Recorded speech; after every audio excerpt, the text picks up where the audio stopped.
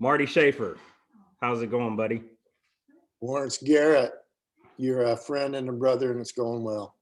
Privilege. Well, well, same. And I appreciate this time that we are carving out to have a conversation that's quite unique, in my opinion, where oftentimes when equity or racial equity, to be specific, is talked about, it's usually the lens is usually turned on the plight and experience of those who are historically marginalized. And I just wanted to take an opportunity to say, hey, if we want to do this thing right, right, and we want to invite all those to the party to make these changes.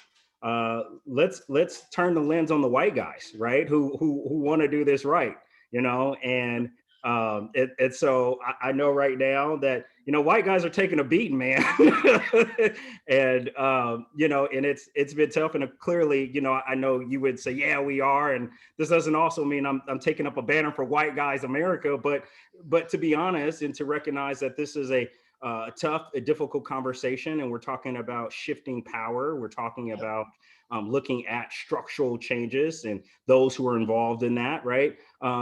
There is some losing of power that is happening, and so I just wanted to take a moment, man, and I respect you, love you, man, and just to hear from you, hear your heart, and maybe this could be an opportunity as an invitation for others to be part of this ongoing journey of racial equity. So, Marty, man, tell me, how are you processing? How have you been processing just this last year and all this stuff that's been going on, man?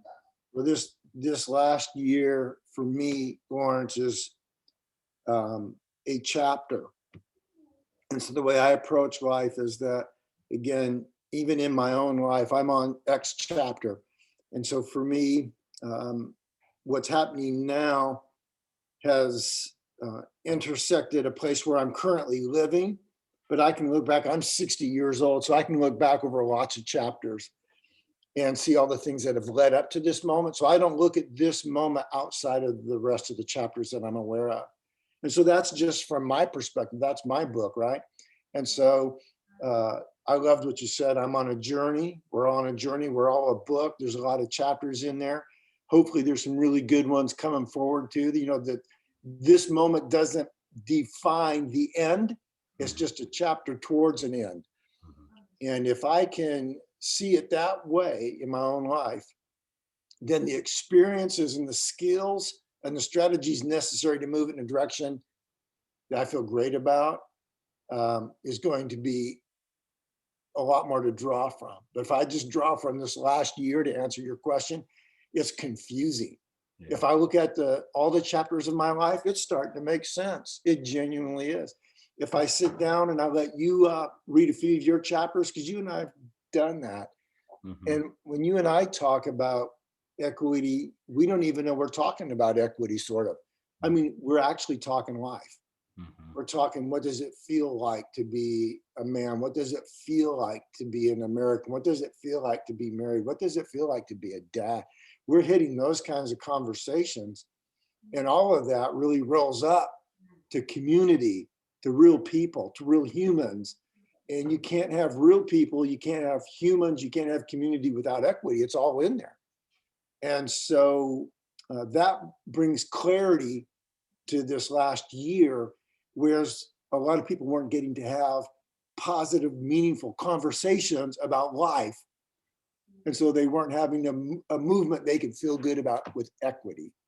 And I could see it this last year. People said, how do you feel about the civil unrest? I've been asked that so many times. And I felt like saying, well, I've been through a little civil unrest because I'm 60 years old. I remember Kent. I remember the Vietnam demonstrations. I remember some of that stuff.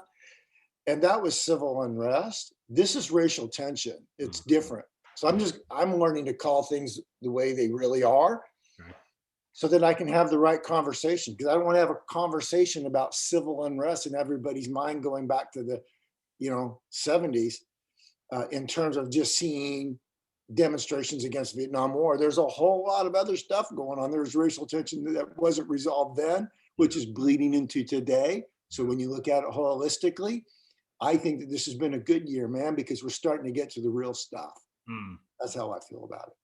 Well, I appreciate it, Marty, and I appreciate you being very intentional about the language being used, right? Civil unrest versus racial tension. Let's call it what it is. It reminds me of Ibram Kendi in his book, his latest book, when he refers to, let's stop calling it microaggressions, let's start calling it racial abuse, right? Yeah. Let's get really clear on what we're really talking about here. And so I want to take that next step and get maybe a little bit more clear on understanding, maybe from your point of view. I know you don't speak for all white guys, right? But from your vantage point, why do you believe white men tend to be absent from the conversations about equity? Yeah, and I think that's the right question, and I love it. When we ask the right questions, every now and then, again, we're talking about things and we're not getting to the core stuff. And so sometimes what we do, and there's a lot of reasons for a lot of layers, we'll get there in a minute, but until you touch the core, you don't really get the energy and the fire and the things that are needed to create change. Change isn't going to happen in and of itself. It's going to happen when you put a lot of energy and focus and consistency to it. And I mean, I'm somewhat of a educated person in the fact that, I mean, you know, I You're a graduated from doctor. You're a doctor. yeah, Dr. Marty I have a Schaffer. doctorate. Hold on, stop. Dr. Marty Schaffer, who happens to sit on the school board of Clover Park School District for what, the last 15 years? Yeah. I Okay. apologize. I did not do that in the beginning. You're my No, but buddy, when man. You're my bro. So I forget to do all of those. What I don't even know. when people ask me like, "Who are you?" I just say I'm a friend of Lawrence Garrett. That's all I say. But All right, dude. I Come on. appreciate Let's you keep saying it moving, everything. dude. Keep it So moving. the fairly education part of me gives me some lens and filters to process life. It's really helped me. And so one of the things, like even in thermodynamics, and an object that's in motion tends to stay in motion until there's an object of greater resistance to be able to change it. That's a fact. That's just the way it works. So I'm mentioning this because what happens is if you're the one that has the motion working for you, it's going to take a lot of something to change it. And so I coined this expression several years ago towards myself. And I appreciate you also saying that I don't get to talk for all white males, but I can bring the white perspective because I grew up in a white community with a dominant culture. And so whether or not we talk for everybody, we do talk from that culture at some level. And so I'm acknowledging that. And so I think what I was doing is also what I see a lot of other white people doing, and white males are almost professional at this. And I call it, we're intentionally unintentional. And so in other words, why would we get involved? I mean, what it's going to be, you already know how exhausting grinding it out is. Yeah. Why would I get in there and grind it out when I am going to be in a place now of going against the very culture that set me up to grind it out? It literally, it's easier just, let's just not think about it. Right. Let's just go let other people think about it. Well, then I got hit. I mean, I got hit deep with a thought of how wrong it is for me to sit back and allow other people to have to be on the front line of change while I have a wait and see mindset. And not only that, I'm pretending I can be neutral when there isn't.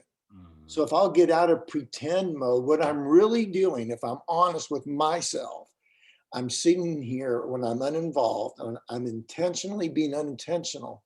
But what I'm really doing is I'm judging other people who are doing the work that I'm not willing to do myself. And so at that point, a couple of years ago, I just woke up and I said, you know, there is no neutral. An object that's in motion tends to stay in motion until an object of greater power, you know, movement, resists it. And so I'm either going to continue to do things that I think are counterproductive for community. I'm going to do something. And it was hard. It was hard to get off that couch, man. It's so easy. I can tell Russell Wilson how to play a game so well. Every time I watch him play, Sure. man, I've never had to get hit in the face like he does. Right. Right. So anyway, I think we're unintentionally involved because we're not leaning into the potential of seeing amazing change. And so I've gotten out of my mindset that I'll be waiting and seeing, because I've thought back in my life again, and I've seen times where some of my closest friends were involved in doing really cool things, how good it felt to come alongside and maybe even be able to get to be a part of that. And if that's true, then maybe if I just lended my heart and my resources to a movement that was greater than myself, that'd be a great win. And maybe if we do achieve something that's greater than what I can do, then the win is that I live in a community that's better than what it is right now. So it's not a sense of loss anymore. It's a sense, let's go build something greater. But if I'm going to do that, man, I'm going to have to give some stuff up. I'm going to have to roll up my sleeves, get in the game. Am I actually going to have to believe that we really will be better together, and that whatever I pay to do that is going to be worth it? Thanks, Marty. That's some really good stuff. I mean, it's a reminder that there is a system in place. There is kind of a forward, kind of moving motion of things, right? And there is no neutral, right? And so I want to go to this next question. But can we stop there just for a moment? Because most white people believe it is neutral. That's why when you say Black Lives Matter, they'll say all lives matter. And so we need to camp on it for a little bit. You say it because you know it, but it goes a little deeper than that. We do believe there is a neutral, and that's what gives us our pass to be unintentional, right? So we're intentional and unintentional because we actually, in a sense, say the system worked for us, therefore it works for all people. And so we have to have conversations around real data, and then you have to move it from being objective to being real. You have to get into community. And so you have to then have hard conversations. That's what I mean. There's so many layers to it. Now, once you have a hard conversation, guess what? Now I might be moving from neutral to guilt. You know, I might be moving towards, oh, wow, I've been judgmental. I don't have the character that I thought I had. Yeah. Oh, I might have been able to write off this as an excuse thing. So anyway, it really is a significant part of recognizing, hey, it sounds good like it's neutral. There is no neutral. So tell me neutrals in life. I'm not finding a whole lot of them. Anything that creates something, if there's a powerful outcome, there is no neutral that I've found. Thanks, Marty. Let me get to question 2 and 3 here. And this one right here, I really hope our listeners and viewers here really take some notes on this one, because I found that this particular question is the missing question in regards to how do we build partnerships better, and how do we influence better? And so here's the question. From your experience, Marty, what works and what doesn't work when we're reaching specifically white men in regards to joining the equity movement? Yeah, first, I think you have to admit your agenda. And the agenda is that it's not that you're trying to force a person to change their mindset. Your agenda is that you're being strategic and holistic. If you came to me and said, Marty, I want to have a strategic and holistic conversation, man, I'm leaning in. If you come to me and you say, I'm looking to change your insights on something, my guard's up a little bit. And so just being able to value somebody, that your strategies mean something to us. We are holistic. We're not leaving you out. And then what I think is amazing about that, again, that's sort of the objective thing. But most people, and this is, again, whenever you speak in generalities, you get in a little bit of trouble. Most people know love when they see it. I've met very few people that don't read love. I mean, some of us, we get so jaded that I guess, maybe we lose it. But I'm banking on love works, man. And it's not, it's not to be understated. When you come because you say, man, I'd love to have a holistic conversation. I'd love to include you. In fact, if we don't have your strategic voice, we probably won't be able to go as far as we'd like to. When you say that and you mean it, it changes everything. And because it's an awkward conversation, or it's just so awkward to say, man, it almost seems like because white guys are taking the beat right now. Whatever you say is wrong. And even if you tried to say, I'm probably going to say something wrong and please forgive me up front. Oh, so that excuses you for not, crap, I got hit again. It's like you can't get it right. That's how you feel. So when somebody comes and goes, look, I'm going to love you. You're not going to say it right. I'm not going to say it right. But just maybe if we have a conversation tomorrow, we're further along the road than what we were today. Yeah. And I'd love to have that kind of conversation with you. Now I'm not as guarded, and we actually may get somewhere. Yeah. But again, you've loved me enough today to want to include me. Yeah. And I know in my head, and I know in my heart, that there's been many times when you were looked over and you could have and should have been included. And yet here you are including me today. So I can tell you right now, I feel loved. Well, thank you. You're not being Janet Jackson saying, what have you done for me lately? I mean, it's not that song is playing right now. Right. Well, and Marty, the connection that you described as far as not feeling like you're going to get it right, regardless of what you say and do.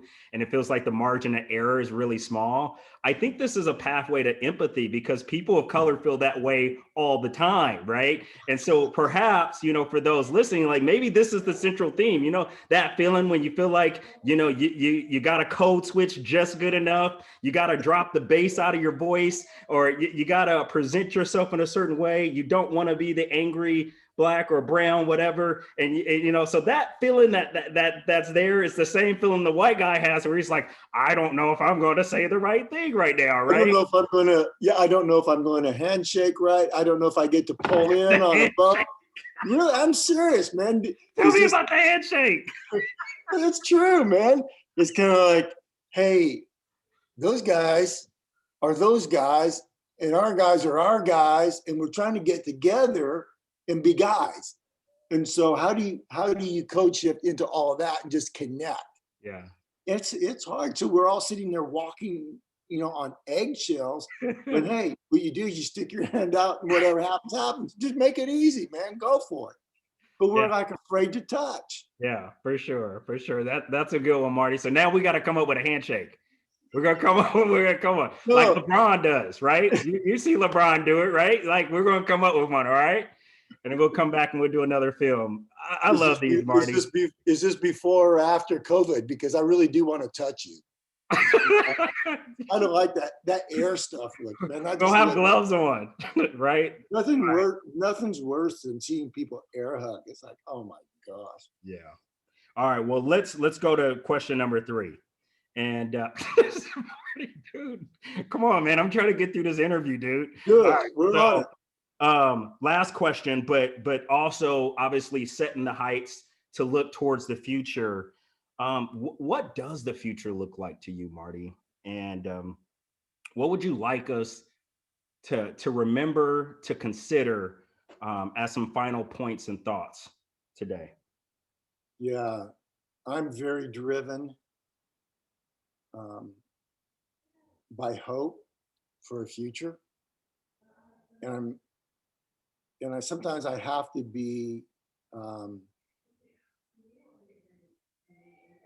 less intense because I can feel so much weight when I look around. And I have daughters, I have grandchildren, and I have a community that I love, and I look around and man, I can just feel heavy. So sometimes I try to break the levity just by laughing and smiling and goofing off with you or others that I can do that with. But the work doesn't stop. We just need to laugh a little bit during the work. Yeah. So my future says the work doesn't stop. It just doesn't. Mm, We don't stall it. We don't stop it. We move forward, but we do it with love. mm, And if that's the case, then I'm looking for some incremental, real people that I get to love on and be loved by. mm. Well, I That's love you, man. that's how I'm aiming at it. Yeah. And if I, I don't have a whole lot of confidence in the political system, and we could get in trouble because if I told people that, I did a write-in candidate, then I'm going to have a bunch of people angry at me. But I did a write-in candidate, so everybody go be angry at me because I didn't see what I need for the change in these two particular individuals. So I wrote in the name of somebody who I thought could bring the change. So I'm going to do that. But in the meantime, and again, Lawrence, that was strategic. I'm not telling people not to vote, but I know I live in Washington State and it's the last and it didn't matter. So I felt more strongly about getting to write in my candidate than I did having to settle for somebody who doesn't, in my mind, really get it. All right. But you know what? There's neighbors and there's people around here who really do get it. And I'm going to hook up with them. I'm going to spend time with them. We're going to love on each other. We're going to create a community. And I'm not trying to be cheesy, but one of my favorite passages in all the Bible is every tribe, every tongue, every nation coming together, seeking to worship and know him. That's what I'm looking for. Well, thank you, Marty. And how blessed is Clover Park for your leadership and your service for the last 15 years.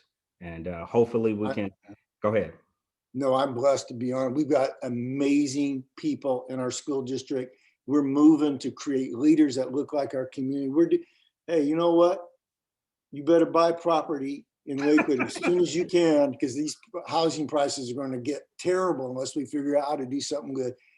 But we're going to grow a community that's exceptionally meaningful. Yeah. How cool would it be if we were neighbors? We'd have way too much fun. Yeah. Yeah. They'll probably, yeah. Yeah. Well, I'm going to leave that for another time because I'm going to say some stuff and get myself in trouble. You can go back to your nice little neighborhood. Oh, stop. Don't do UP. Don't do me like that, Marty. Don't do that. Don't do that. I don't have a gated fence. I know you're about to go there. All right. Well, I love you, man. And hopefully, man, we can do this again. And, I always appreciate your words. I appreciate your love, our friendship and our connection. Let's keep this thing going, man. Yeah. Thank you for who you are and what you do. I mean it so much. Yeah. Thank you. All right. I think